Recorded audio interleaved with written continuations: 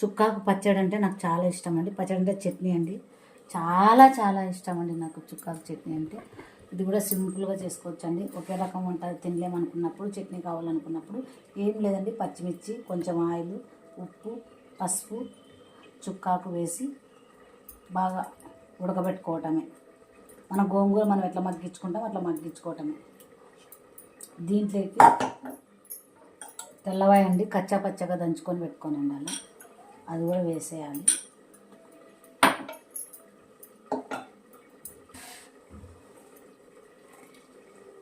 ఇవన్నీ వేసేసి ఒకే ఒక తిప్పుకోవడమే మిక్సీలో. చట్నీ కూడా రెడీ అయిపోయింది.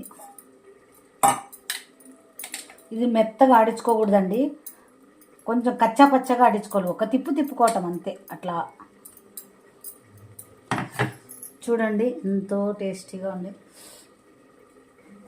కొంచెం టేస్ట్ చూస్తానండి నేను. వావ్, సూపర్ అండి.